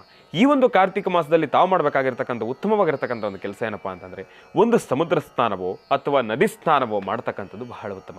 ಹರಿಯುವ ನದಿಯಲ್ಲಿ ಸ್ನಾನವನ್ನು ಮಾಡತಕ್ಕಂಥದ್ದು ನೋಡಿ, ನಿಂತಿರ್ತಕ್ಕಂಥ ನೀರಲ್ಲ, ನಿಂತಿರ್ತಕ್ಕಂಥ ಕೆರೆ ಅಲ್ಲ, ಆದರೆ ನಿಂತಿರ್ತಕ್ಕಂಥ ನೀರಿನಲ್ಲಿ ಸ್ನಾನವನ್ನು ಮಾಡ್ತಕ್ಕಂಥದ್ದಲ್ಲ, ಆದರೆ ಹರಿಯುವ ನದಿನಲ್ಲಿ ಸ್ನಾನ ಮಾಡ್ತಕ್ಕಂಥದ್ದಾಗಲಿ ಸಮುದ್ರ ಸ್ನಾನವನ್ನು ಮಾಡ್ತಕ್ಕಂಥದ್ದಾಗಲಿ ಕಾರ್ತೀಕ ಮಾಸದಲ್ಲಿ ಬಹಳ ವಿಶೇಷ. ಇಂತಹದ್ದೊಂದು ಕೆಲಸವನ್ನು ತಾವು ಮಾಡ್ತಕ್ಕಂಥದ್ದು ಬಹಳ ಉತ್ತಮ. ಕಾರ್ತಿಕ ಮಾಸದಲ್ಲಿ ದಾನ ಧರ್ಮಾದಿಗಳ ಬಗ್ಗೆ ನಾನು ತಿಳಿಸ್ತಾ ಇದ್ದೆ. ಕಾರ್ತಿಕ ಮಾಸದಲ್ಲಿ ದಾನ ಧರ್ಮಾದಿಗಳು ಏನಪ್ಪ, ತಾವು ಬಂಗಾರ ದಾನ ಮಾಡಿ, ಬೆಳ್ಳಿಯ ದಾನ ಮಾಡಿ, ಹಣ ದಾನ ಮಾಡಿ, ಧನಕನಕ ವಸ್ತುವೆಲ್ಲವನ್ನು ಕೂಡ ದಾನ ಮಾಡಿರಿ. ಅದಲ್ಲ, ಗೋದಾನವನ್ನು ಮಾಡಿ. ಕಾರ್ತಿಕ ಮಾಸದಲ್ಲಿ ಬಹಳ ಶ್ರೇಷ್ಠವಾಗಿರ್ತಕ್ಕಂಥ ದಾನ ಅನ್ನದಾನ. ಅನ್ನದಾನ ಕಾರ್ತಿಕ ಮಾಸದಲ್ಲಿ ಯಾರು ಮಾಡ್ತಾರೋ ತಾಯಿ ಅನ್ನಪೂರ್ಣೇಶ್ವರಿ ದೇವಿಯ ಸಂಪೂರ್ಣ ಕೃಪಾಶೀರ್ವಾದ ಸಿಗುತ್ತೆ, ಪರಮೇಶ್ವರನ ಸಂಪೂರ್ಣ ಕೃಪಾಶೀರ್ವಾದ ಸಿಗುತ್ತೆ, ಮಹಾವಿಷ್ಣುವಿನ ಸಂಪೂರ್ಣ ಕೃಪಾಶೀರ್ವಾದ ಇರುತ್ತೆ. ಯಾರು ಕಾರ್ತಿಕ ಮಾಸದಲ್ಲಿ ಅನ್ನದಾನವನ್ನು ಮಾಡ್ತಿರೋ ಸಾಕಷ್ಟು ಹೆಚ್ಚಿನ ಫಲಾಫಲಗಳನ್ನು ಖಂಡಿತ ಸಿದ್ಧಪಡಿಸ್ಕೊಳ್ತೀರಿ. ಕಾರ್ತಿಕ ಮಾಸದಲ್ಲಿ ಗೋದಾನವನ್ನು ಮಾಡಿ. ಇದೆಲ್ಲದಕ್ಕೂ ಮೀರಿರತಕ್ಕಂಥದ್ದು ಸಾಲಿಗ್ರಾಮ ದಾನ. ಸಾಲಿಗ್ರಾಮ ದಾನವನ್ನು ಯಾರು ಮಾಡ್ತಿರೋ ವಿಷ್ಣು ಆ ಒಂದು ಪರಮಾತ್ಮ ವಿಷ್ಣುವಿನ ಸಂಪೂರ್ಣ ಕೃಪಾಶೀರ್ವಾದದಿಂದ ನಮ್ಮ ಇಷ್ಟಾರ್ಥಗಳೆಲ್ಲವೂ ಕೂಡ ಕಾರ್ಯಸಿದ್ಧಿ ಆಗುತ್ತೆ. ಇದಿಷ್ಟನ್ನು ಕೂಡ ದಾನ ಧರ್ಮವನ್ನು ಮಾಡೋದ್ರಿಂದ ನಮ್ಮ ಆರ್ಥಿಕದ ಯಾವ ಕಾರಣಕ್ಕೂ ಕೂಡ ಕಡಿಮೆ ಆಗ್ತಕ್ಕಂಥದ್ದಲ್ಲ, ಎಲ್ಲವೂ ಕೂಡ ಡಬಲ್ ಆಗ್ತಾ ಹೋಗುತ್ತೆ. ನಾವು ಕಾರ್ತಿಕ ಮಾಸದಲ್ಲಿ ಮಾಡ್ತಕ್ಕಂಥ ದಾನ ಧರ್ಮಾದಿಗಳಿಂದ ನಮ್ಗೆ ಯಾವುದೇ ರೀತಿ ಆರ್ಥಿಕ ಸಂಕಷ್ಟಗಳಿಗೆ ಎದುರಾಗೋದಿಲ್ಲ. ಭಗವಂತನ ಅನುಗ್ರಹದಿಂದ ನಾವು ಏನು ದಾನ ಧರ್ಮಗಳನ್ನು ಮಾಡ್ತಿರೋ ಎಲ್ಲವೂ ಕೂಡ ಡಬಲ್ ಆಗ್ತಾ ಹೋಗುತ್ತೆ. ನೋಡಿ, ಈ ಇಂಥ ವಿಚಾರಗಳನ್ನು ನಾವೆಲ್ಲರೂ ಕೂಡ ಅರ್ಥಕೊಳ್ಬೇಕು, ತಿಳ್ಕೊಳ್ಬೇಕು. ಹಾಗಾಗಿ ಕಾರ್ತಿಕ ಮಾಸದಲ್ಲಿ ಒಂದಿಷ್ಟು ಆಚರಣೆಗಳಿದ್ದಾವೆ, ಅದೆಲ್ಲವನ್ನು ಕೂಡ ತಾವು ಮಾಡಬೇಕು. ಸೋಮವಾರ ತಾವು ಶಿವನ ಸಾನ್ನಿಧ್ಯಕ್ಕೆ ಹೋಗಿ ಅಂತ ಹೇಳಿದೆ. ಹೋಗಬೇಕಾದ್ರೆ ಹಾಲು, ಮೊಸರು, ಒಂದು ಚೂರು ಅಕ್ಕಿ ಮತ್ತು ಜೇನುತುಪ್ಪ ಇದಿಷ್ಟನ್ನು ಕೂಡ ಶಿವನ ಸಾನ್ನಿಧ್ಯಕ್ಕೆ ಹೋಗಿ ಭಗವಂತನಿಗೆ ಸಮರ್ಪಣೆಯನ್ನು ಮಾಡಿ ಭಗವಂತನಿಗೆ ಕೊಟ್ಟು ಬರತಕ್ಕಂಥದ್ದು ಬಹಳ ಉತ್ತಮ. ಆ ಒಂದು ಸಾನ್ನಿಧ್ಯದಲ್ಲಿ, ಪರಮೇಶ್ವರನ ಸಾನ್ನಿಧ್ಯದಲ್ಲಿ ತಾವು ಇಂಥ ವಸ್ತುಗಳನ್ನು ಕೊಟ್ಟು ಬರತಕ್ಕಂಥದ್ದು ಬಹಳ ಉತ್ತಮ. ವಿಷ್ಣುವಿನ ಸಾನ್ನಿಧ್ಯಕ್ಕೆ ಹೋಗಿ ಭಗವಂತನಿಗೆ ಬಹಳ ವಿಶೇಷವಾಗಿರ್ತಕ್ಕಂಥ ನಾನಾ ರೀತಿ ಇರತಕ್ಕಂಥ ಒಂದು ಪುಷ್ಪಗಳು ಮತ್ತು ತುಳಸಿಯನ್ನು ಕೊಟ್ಟು ಭಗವಂತನಿಗೆ ಪ್ರಾರ್ಥನೆಯನ್ನು ಮಾಡ್ತಕ್ಕಂಥದ್ದು ಬಹಳ ಉತ್ತಮ. ತುಳಸಿ ದೇವಿಯನ್ನು ಆರಾಧನೆಯನ್ನು ಮಾಡ್ತಕ್ಕಂಥದ್ದು ಬಹಳ ಉತ್ತಮ. ವಾಸ್ತುಗೃಹದಲ್ಲಿ ಇವತ್ತಿನ ದಿವಸ ಬರೀ ಹೆಣ್ಣು ಮಕ್ಕಳು ಮಾತ್ರ ಅಲ್ಲ, ಗಂಡು ಮಕ್ಕಳು ಕೂಡ ಕಾರ್ತಿಕ ಮಾಸದಲ್ಲಿ ತುಳಸಿ ದೇವಿಯ ಅನುಷ್ಠಾನ ಅನುಷ್ಠಾನವನ್ನು ಮಾಡೋದ್ರಿಂದ ಸಾಕಷ್ಟು ಹೆಚ್ಚಿನ ಫಲಾಫಲಗಳನ್ನು ಖಂಡಿತ ಸಿದ್ಧಪಡಿಸ್ಕೊಳ್ತೀರಿ. ದೇವಿಯ ಸಂಪೂರ್ಣ ಕೃಪಾಶೀರ್ವಾದ ಇರಲಿ. ಇನ್ನು ಮುಂದಿನ ಭಾಗದಲ್ಲಿ ಬಹಳ ವಿಶೇಷವಾಗಿ ವ್ರತಾನುಷ್ಠಾನ, ಇಲ್ಲಿರ್ತಕ್ಕಂಥ ಒಂದಷ್ಟು ದೀಪಗಳನ್ನು ಹಚ್ಚತಕ್ಕಂಥ ಒಂದು ಕ್ರಮ, ಅದರ ಬಗ್ಗೆ ಮಾಹಿತಿ ಮತ್ತು ಪಂಚಾಂಗ ಶ್ರವಣ, ಇವತ್ತಿನ ದಿನದ ವಿಶೇಷತೆ, ಇದೆಲ್ಲವನ್ನು ಕೂಡ ತಿಳ್ಕೊಳ್ಳೋಣ. ಇನ್ನು ಬಹಳ ವಿಶೇಷವಾಗಿ ಇಂದಿನ ಭಾಗದಲ್ಲಿ ಒಂದಿಷ್ಟು ವಿಚಾರಗಳನ್ನು ತಿಳಿಸ್ತಾ ಇದ್ದೆ. ಅದರ ಜೊತೆಗೆ ಈಗ ಇವತ್ತಿನ ದಿನದ ವಿಶೇಷತೆಯನ್ನು ಮೊದಲನೇದಾಗಿ ತಿಳ್ಕೊಂಬಿಡೋಣ. ಪಂಚಾಂಗ ಶ್ರವಣವನ್ನು ತಿಳ್ಕೊಂಡಿದ್ದಾದ ನಂತರ ಈಗ ನಾನು ತಿಳಿಸ್ತಕ್ಕಂಥ ಈ ಒಂದು ವ್ರತಾನುಷ್ಠಾನ, ಪೂಜಾ ಕೈಂಕರ್ಯ ಹೇಗೆ, ದೀಪವನ್ನು ಹಚ್ಚತಕ್ಕಂಥ ಕ್ರಮ ಹೇಗೆ, ಅದೆಲ್ಲವನ್ನು ಕೂಡ ನಾನು ನಿಮಗೆ ತಿಳಿಸ್ತೀನಿ. ಇನ್ನು ಈಗ ಪ್ರಾರಂಭ ಮಾಡೋಣ ಇವತ್ತಿನ ದಿನದ ವಿಶೇಷ.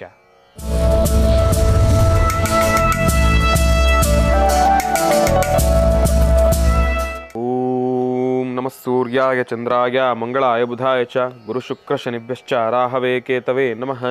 ಓಂ ನಮಃ ಶಿವಾಯ. ಓಂ ನಮಃ ಶಿವಾಯ. ಓಂ ನಮಃ ಶಿವಾಯ. ಓಂ ನಮೋ ನಾರಾಯಣಾಯ. ಓಂ ನಮೋ ನಾರಾಯಣಾಯ. ಶ್ರೀ ಶೋಭಕೃತ್ನಾಮ ಸಂವತ್ಸರೆ ದಕ್ಷಿಣಾಯನೆ ಶರದೃತೌ ಕಾರ್ತೀಕ ಮಾಸೆ ಶುಕ್ಲ ಪಕ್ಷೆ 19/11/2023 ಸೃಷ್ಟಿ ಶ್ರವಣ ನಕ್ಷತ್ರ. ಇವತ್ತಿನ ದಿವಸ ಎಂಥ ಅದ್ಭುತವಾಗಿರ್ತಕ್ಕಂಥದ್ದು ಅಂದರೆ, ಶ್ರವಣ ನಕ್ಷತ್ರ ಮಹಾವಿಷ್ಣುವಿನ ಜನ್ಮ ನಕ್ಷತ್ರ. ತಿರುಮಲ ತಿರುಪತಿ ಶ್ರೀನಿವಾಸ ಭಗವಂತನ ಒಂದು ಜನ್ಮ ನಕ್ಷತ್ರ ಶ್ರವಣ ನಕ್ಷತ್ರ. ಇವತ್ತಿನ ದಿವಸ ಭಾನುವಾರ, ಮಹಾವಿಷ್ಣುವಿನ ವಾರ. ಎಂತಹ ಅದ್ಭುತ!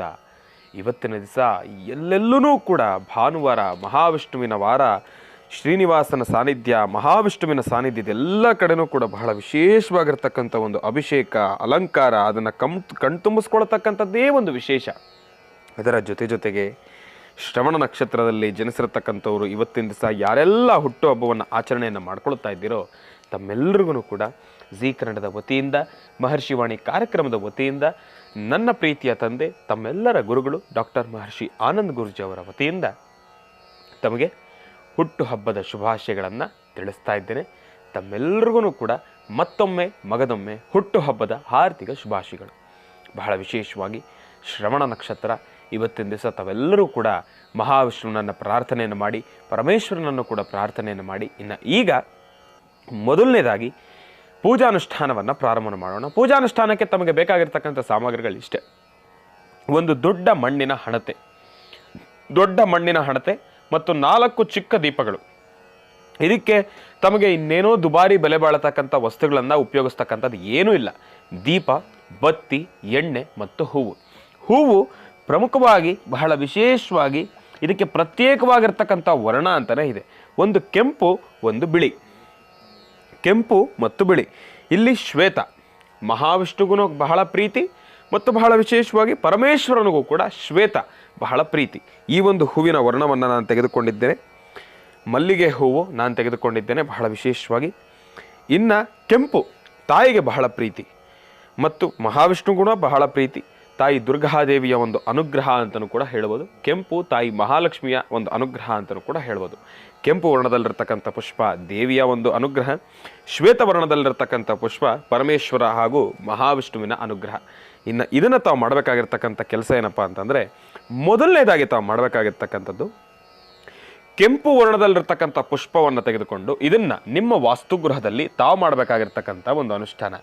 ಈ ಒಂದು ಅನುಷ್ಠಾನವನ್ನು ಈಗಾಗಲೇ ತಾವು ಬೆಳಕಾಗಿರುವ ಕಾರಣದಿಂದ ತಾವು ಇದನ್ನು ಸಂಧ್ಯಾಕಾಲ, ಸೂರ್ಯಾಸ್ತ ಆಗ್ತಕ್ಕಂಥ ಕಾಲ, ಗೋಧುಳಿ ಲಗ್ನದಲ್ಲಿ ತಾವು ನೆರವೇರಿಸ್ತಕ್ಕಂಥದ್ದು ಬಹಳ ಉತ್ತಮ. ಈ ಒಂದು ಕೈಂಕರ್ಯವನ್ನು ಮಾಡ್ತಕ್ಕಂಥದ್ದು ಬಹಳ ಉತ್ತಮ. ತಾವು ಮಾಡಬೇಕಾಗಿರ್ತಕ್ಕಂಥ ಕೆಲಸ ಇಷ್ಟೇ. ಒಂದು ದೊಡ್ಡ ಮಣ್ಣಿನ ಹಣತೆಯ ದೀಪವನ್ನು ನಿಮ್ಮ ವಾಸ್ತುಗೃಹದಲ್ಲಿ ದೇವರ ಮನೆಯಲ್ಲಿ ಇಡ್ತಕ್ಕಂಥದ್ದು.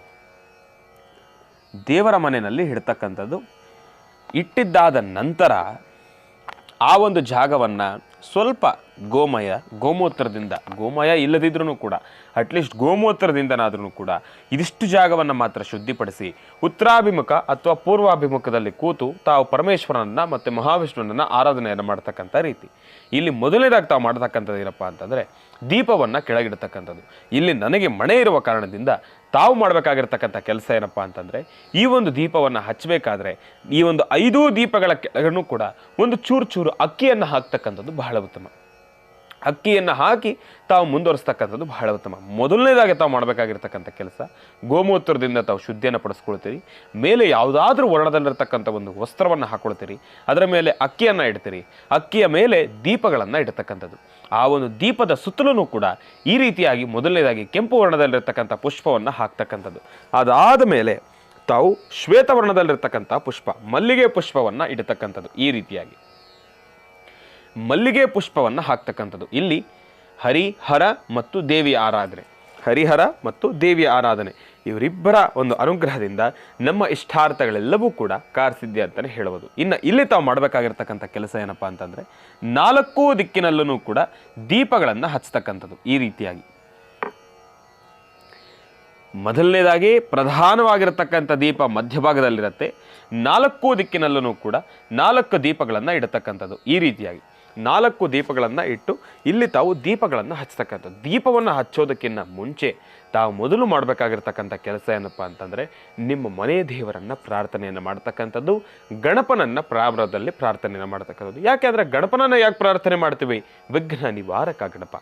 ಏನೊಂದು ಕೆಲಸವನ್ನು ಮಾಡಬೇಕಾದ್ರೂ ಕೂಡ ಗಣಪನ ಪ್ರಾರ್ಥನೆ ಪ್ರಮುಖದಲ್ಲಿ ಬಹಳ ಉತ್ತಮ ಅಂತಲೇ ಹೇಳ್ಬೋದು. ಹಾಗಾಗಿ ಈಗ ನಾನು ದೀಪವನ್ನು ಹಚ್ಚತಕ್ಕಂಥ ಸಮಯ, ದೀಪವನ್ನು ಹಚ್ಚಬೇಕು. ಈಗ ದೀಪವನ್ನು ಹಚ್ಚಬೇಕಾದ್ರೆ ಆದಷ್ಟು ತಾವೆಲ್ಲರೂ ಕೂಡ ಶ್ರದ್ಧಾಭಕ್ತಿಯಿಂದ ಗಣಪನ ಪ್ರಾರ್ಥನೆ, ನಿಮ್ಮ ಮನೆ ದೇವರ ಪ್ರಾರ್ಥನೆಯನ್ನು ಮೊದಲನೇದಾಗಿ ಮಾಡಬೇಕು. ಇದರ ಜೊತೆಗೆ ನಿಮ್ಮ ಧರ್ಮದ ಗುರುಗಳನ್ನು ಪ್ರಾರ್ಥನೆಯನ್ನು ಮಾಡಿ, ಶಂಕರ ಮಧ್ವ ರಾಮಾನುಜಾಚಾರ್ಯರನ್ನು ಪ್ರಾರ್ಥನೆಯನ್ನು ಮಾಡಿ.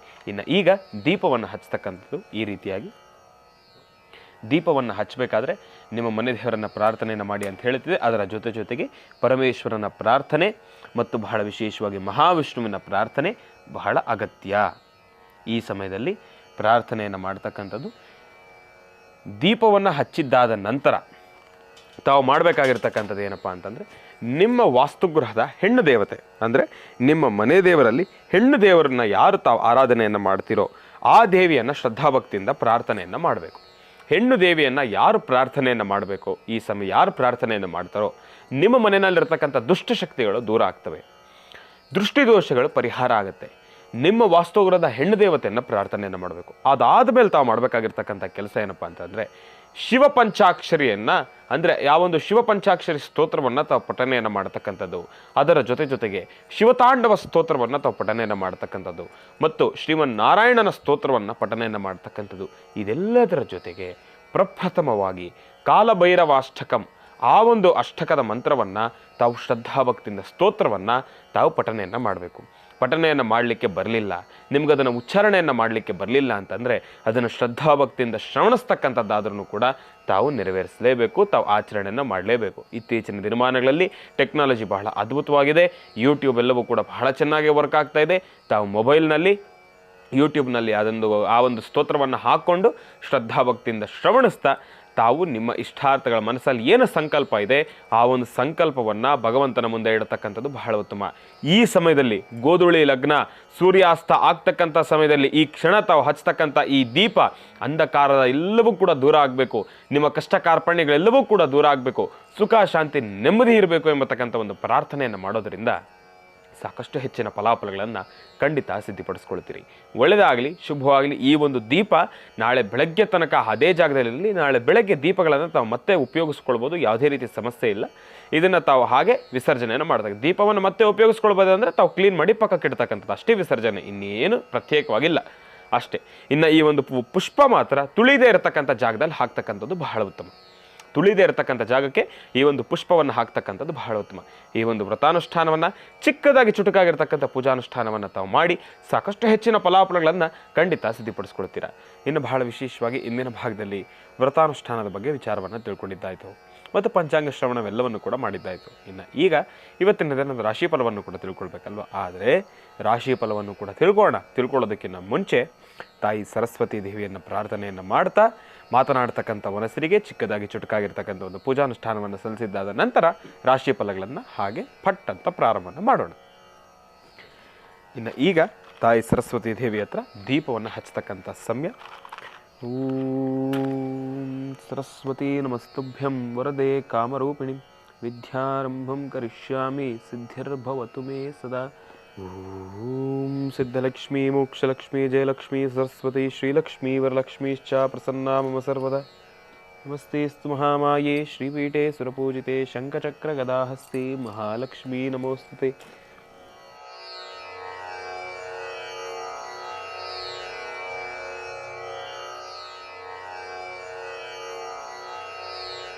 ಆದಿತ್ಯಾದಿ ನವಗ್ರಹಗಳನ್ನು ಶ್ರದ್ಧಾಭಕ್ತಿಯಿಂದ ಪ್ರಾರ್ಥನೆಯನ್ನು ಮಾಡಿರ್ತಕ್ಕಂಥದ್ದಾಯಿತು. ಇನ್ನು ರಾಶಿ ಫಲಗಳನ್ನು ಈಗ ಪ್ರಾರಂಭ ಮಾಡೋಣ. ರಾಶಿಗಳಲ್ಲಿ ಮೊದಲನೇ ರಾಶಿ ಮೇಷರಾಶಿ. ಮೇಷರಾಶಿ ಮೇಷಲಗ್ನ. ಮೇಷರಾಶಿ ಮೇಷಲಗ್ನದಲ್ಲಿರ್ತಕ್ಕಂಥವ್ರಿಗೆ ಮಾತನಾಡ್ತಕ್ಕಂಥ ಸರಿ ಯಾವ ಉತ್ತರವನ್ನು ಕೊಡುತ್ತೆ ಎಂಬತಕ್ಕಂಥದ್ದನ್ನು ನಾನು ನಿಮಗೆ ತಿಳಿಸ್ಕೊಡ್ತೀನಿ.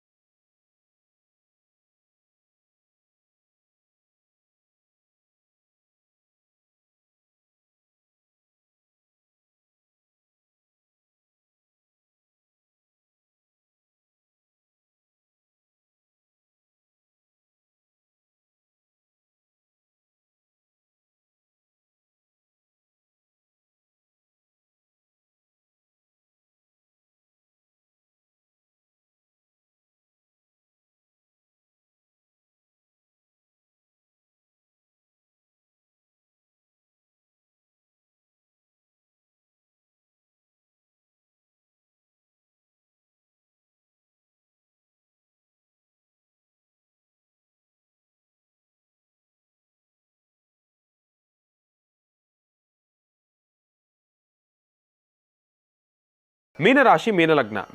ಮೀನಲಗ್ನದಲ್ಲಿರ್ತಕ್ಕಂಥ ಭವಿಷ್ಯತ್ತನ್ನು ತಿಳಿಸೋದಾದರೆ ಇವತ್ತಿನ ದಿವಸ ಸ್ವಲ್ಪ ಜೋಪಾನವಾಗಿರಬೇಕು ಎಂಬತಕ್ಕಂಥ ಮಾತನ್ನೇ ಹೇಳ್ತೀನಿ. ಪ್ರಾರಂಭದ ಹಂತದಲ್ಲಿ ಮಾತನಾಡತಕ್ಕಂಥ ಮನಸ್ಸರಿ ಬಹಳ ನಿಧಾನವಾಗಿ ಬಲಭಾಗದಲ್ಲಿ ಅದರ ಚಲನವಲನಗಳನ್ನು ಸೃಷ್ಟಿಯನ್ನು ಮಾಡಿದ್ರು ನೋಡಿ. ಈಗ ಅದು ಎಡಭಾಗಕ್ಕೆ ಅದರ ಚಲನವಲನವನ್ನು ಸೃಷ್ಟಿ ಮಾಡಿರತಕ್ಕಂಥದ್ದಿದೆ. ಇದನ್ನು ಗಮನಿಸಿ ತಿಳಿಸೋದಾದರೆ ಮೀನರಾಶಿನಲ್ಲಿರ್ತಕ್ಕಂಥವ್ರ ಭವಿಷ್ಯತ್ತು ಇವತ್ತಿನ ದಿವಸ ಸ್ವಲ್ಪ ಏರುಪೇರು ಅಂಕು ಡೊಂಕುಗಳಿಂದ ಕೂಡಿರತಕ್ಕಂಥದ್ದೇ ಇದೆ. ಏನೊಂದು ವಿಚಾರವಾಗಿ ಆಲೋಚನೆಯನ್ನು ಮಾಡಬೇಕಾದರೂ ಕೂಡ ಸಾಕಷ್ಟು ಸನ್ನಿಗ್ಧ ಪರಿಸ್ಥಿತಿಗಳು ಎದುರಾಗ್ತಕ್ಕಂಥದ್ದಿರುತ್ತೆ. ಮಿಶ್ರ ಮನಸ್ಥಿತಿ, ದ್ವಂದ್ವ ಆಲೋಚನೆಗಳಿಂದ ಕೂಡಿರತಕ್ಕಂಥದ್ದೇ ಇರುತ್ತೆ. ನಾನು ಮುಂದೆ ಹೋಗ್ತೀನೋ ಇಲ್ವೋ ಎಂಬತಕ್ಕಂಥ ಒಂದು ಆಲೋಚನೆ, ಇಲ್ಲ ನಾನು ಹಿಂದೆನೇ ಉಳ್ಕೊಂಡ್ಬಿಡ್ತೀನೇನೋ ಎಂಬತಕ್ಕಂಥ ಒಂದು ಆಲೋಚನೆ, ಇಂತಹ ಒಂದು ದ್ವಂದ್ವ ಆಲೋಚನೆಗಳಿಂದ ಕೂಡಿರತಕ್ಕಂಥದ್ದಿದೆ. ಏನೊಂದು ಕೆಲಸ ಮಾಡಬೇಕಾದ್ರೂ ಕೂಡ ಇದನ್ನು ಮಾಡಬೇಕಾ ಬೇಡವಾ, ದೂರವಾರ ಪ್ರಯಾಣದ ಕುರಿತಾಗ್ಲೂ ಕೂಡ ಅಯ್ಯೋ ಹೋಗಬೇಕಾ ಬೇಡವಾ ಎಂಬತಕ್ಕಂಥ ಆಲೋಚನೆಗಳಲ್ಲೇ ಕೂಡಿರ್ತೀರಿ. ಆದಷ್ಟು ನಮ್ಮೆಲ್ಲರ ಚಿತ್ತ ಪಾಸಿಟಿವ್ ಆಗೇ ಇರಬೇಕು. ಏನಾದ್ರೂ ಕೂಡ ಒಳಿತಿನೆಡೆನೇ ಇರಬೇಕು. ನೆಗೆಟಿವ್ ಇರುತ್ತೆ, ನಾನು ಇಲ್ಲ ಅಂತ ಹೇಳ್ತಾ ಇಲ್ಲ, ಅದನ್ನು ತಲೆಯಲ್ಲಿಟ್ಕೊಳ್ಳಿ. ಪಾಸಿಟಿವ್ ಎಂಬತಕ್ಕಂಥದ್ದನ್ನು ಮನಸ್ಸಿನಲ್ಲಿ ಇಟ್ಕೊಳ್ಳಿ. ಇದೊಂದು ವಿಚಾರವಾಗಿ ತಾವು ಮುಂದುವರಿತಕ್ಕಂಥದ್ದು ಬಹಳ ಉತ್ತಮ. ಇವತ್ತಿನ ದಿವಸ ಪೂರ್ವ ದಿಕ್ಕಿನ ಕಡೆ ತಾವು ಪ್ರಯಾಣವನ್ನು ಮಾಡ್ತಕ್ಕಂಥದ್ದು ಬಹಳ ಉತ್ತಮ. ಪೂರ್ವ ದಿಕ್ಕಿನ ಕಡೆ ಪ್ರಯಾಣವನ್ನು ಮಾಡಿ ಸೂರ್ಯದೇವನ, ಚಂದ್ರಶೇಖರನ, ನವಗ್ರಹಗಳ ಸಂಪೂರ್ಣ ಕೃಪಾಶೀರ್ವಾದದಿಂದ ನೀವು ಒಂದಿಷ್ಟು ಸುಖ ಶಾಂತಿ ನೆಮ್ಮದಿ ಸಿಗ್ತಕ್ಕಂಥದ್ದು ಇರುತ್ತೆ. ಒಳ್ಳೆಯದಾಗಲಿ, ಶುಭವಾಗಲಿ. 12 ರಾಶಿಗಳಲ್ಲಿರತಕ್ಕಂಥ ಫಲಾಫಲಗಳನ್ನು ಬಹಳ ಅದ್ಭುತವಾಗಿ ತಿಳಿಸಿದ್ದೇನೋ ಎಂಬತಕ್ಕಂಥ ಒಂದು ಭಾವನೆ ನನಗಂತೂ ಇದೆ. ಆದರೆ ತಾವು 12 ರಾಶಿಗಳಲ್ಲಿರತಕ್ಕಂಥ ಫಲಾಫಲಗಳನ್ನು ತಿಳ್ಕೊಂಡಿದ್ದೀವಿ. 12 ರಾಶಿಗಳಲ್ಲಿರತಕ್ಕಂಥ ಫಲಾಫಲಗಳ ಅನುಗ್ರಹ, ನವಗ್ರಹಗಳ ಅನುಗ್ರಹ, 27 ನಕ್ಷತ್ರಗಳ ಅನುಗ್ರಹ ನಮ್ಮ ನಿಮ್ಮೆಲ್ಲರ ಮೇಲೂ ಕೂಡ ಇರಲಿ ಎಂದು ನಾನು ಕೂಡ ಪ್ರಾರ್ಥನೆಯನ್ನು ಮಾಡ್ತೀನಿ. ಪರಮೇಶ್ವರನ ಅನುಗ್ರಹ, ಮಹಾವಿಷ್ಣುವಿನ ಅನುಗ್ರಹ ನಮ್ಮ ನಿಮ್ಮೆಲ್ಲರ ಮೇಲೂ ಕೂಡ ಇರಲಿ. ಇನ್ನು ಮುಂಬರ್ತಕ್ಕಂಥ ಭಾನುವಾರವೂ ಕೂಡ ಒಂದಿಷ್ಟು ಮಹತ್ವಪೂರ್ಣ ಮಾಹಿತಿಗಳೊಂದಿಗೆ ನಾನು ನಿಮ್ಮ ಜೊತೆ ಮತ್ತೆ ಸಿಗ್ತೇನೆ. ಒಳ್ಳೆಯದಾಗಲಿ, ಶುಭವಾಗಲಿ. ನಮಸ್ತೆ.